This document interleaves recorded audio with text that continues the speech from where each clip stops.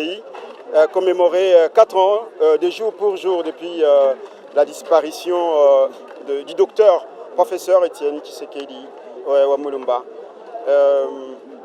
Ce qui nous a principalement motivés à venir, nous sommes forts de l'héritage qu'il nous a légué, qu'il a laissé à léguer à ces pays, l'idéologie que nous partageons, du peuple d'abord. Effectivement, ça paraît un slogan facile à prononcer, mais la quintessence de ces petits deux mots, le peuple d'abord, c'est le résumé de tout ce qu'un homme politique peut faire pour son peuple.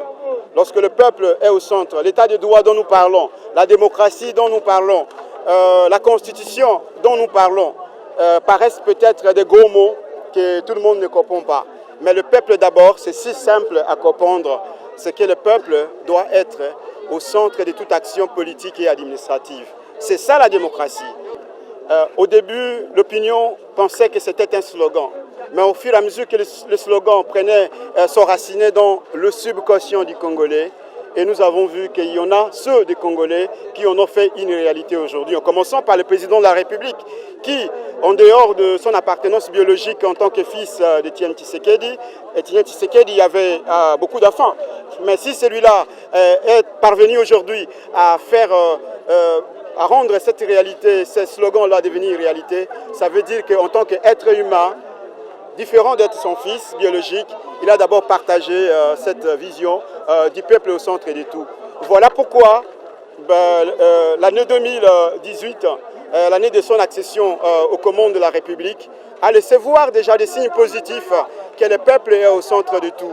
Il y a beaucoup de signes qui montrent que nous avons droit, raison d'espérer en l'avenir. Le peuple d'abord n'est plus un slogan, parce que le système politique est en train de renaître de nouveau. Sur le cendre d'Étienne Tshisekedi Wamulumba, renaît une 4e république qui aujourd'hui nous donne le droit d'espérer. Le droit d'espérer pour la jeunesse, qui doit savoir que le combat finit toujours par payer. 38 ans de combat, et voilà aujourd'hui, voilà 38 ans après, ça devient une effectivité, et que la pensée, comme pour dire que conduire le changement, le catalyseur du changement ne sont pas les armes, c'est plutôt l'idéologie. Voilà, il nous a démontré qu'avec la non-violence, même si la nuit dure pendant 38 ans, le soleil de justice, le soleil de la démocratie, le soleil de la vérité apparaîtra, et il est apparu aujourd'hui.